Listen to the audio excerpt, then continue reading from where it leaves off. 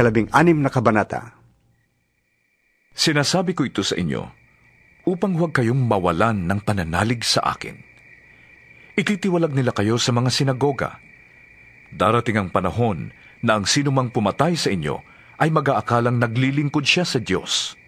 At gagawin nila ito sapagkat hindi nila ako kilala ni ang Ama. Ngunit sinabi ko ito sa inyo upang kapag ito'y nangyari na, ay maalala ninyo na sinabi ko na ito sa inyo. Hindi ko ito sinabi sa inyo noong una sapagkat kasama pa ninyo ko. Ngunit ngayon pupunta na ako sa nagsugo sa akin at wala isa man sa inyo ang nagtatanong kung saan ako pupunta. Ngayon namang sinabi ko na sa inyo, labis kayong nalungkot. Ngunit dapat ninyong malaman ang katotohanan.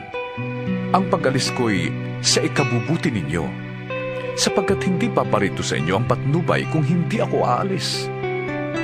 Ngunit kung umalis ako, susuguin ko siya sa inyo. Pagdating niya, ay kanyang patutunayan sa mga taga-sanlibutan na mali ang pagkakilala nila tungkol sa kasalanan, tungkol sa pagiging matuwid at tungkol sa hatol ng Diyos. Mali sila tungkol sa kasalanan sapagkat hindi sila nananalig sa akin. Mali sila tungkol sa pagiging matuwid sapagkat ako'y pupunta sa Ama at hindi na ninyo makikita. At tungkol sa hatol ng Diyos sapagkat hinatulan na ang pinuno ng mundong ito. Marami pa akong sasabihin sa inyo, ngunit hindi pa ninyo kayang unawain ngayon. Subalit pagdating ng Espiritu ng katotohanan, papatnubayan niya kayo sa lahat ng katotohanan. Sapagkat ang sasabihin niya ay hindi mula sa kanyang sarili, kundi sasabihin niya ang kanyang narinig at ipapahayag niya sa inyo ang mga mangyayari sa hinaharap. Pararangalan niya ako sapagkat tatanggapin ng Espiritu mula sa akin ang ipapahayag niya sa inyo. Ang lahat ng sa Ama ay sa akin. Kaya ako sinabing tatanggapin ng Espiritu ang mula sa akin at ipapahayag niya ito sa inyo. Kaunting panahon na lamang at hindi na ninyo ko makikita.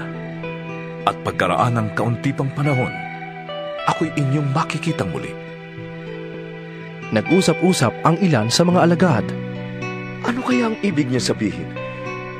Bakit niya sinabing konting panahon na lamang at hindi na natin siya makikita? At pagkaraan ng konti pang panahon ay makikita natin siyang muli?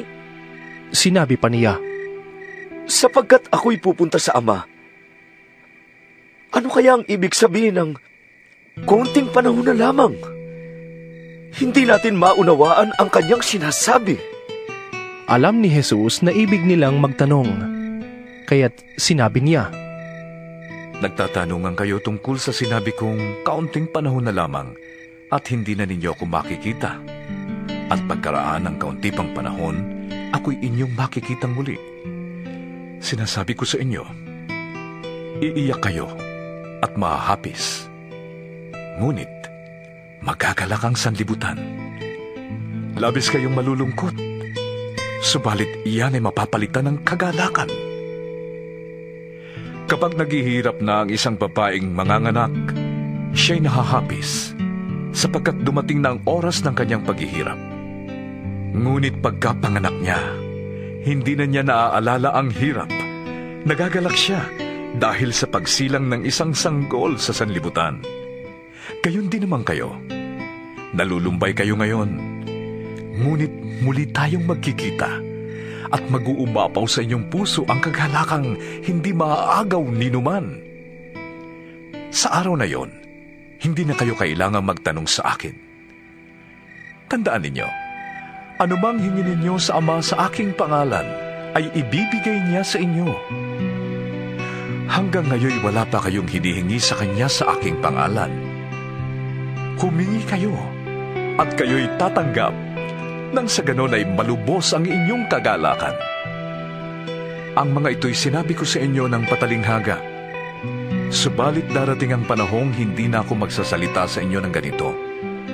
Tuwiran ko nang sasabihin sa inyo ang tungkol sa Ama. Sa araw na yon, ay hihingi kayo sa Kanya sa aking pangalan.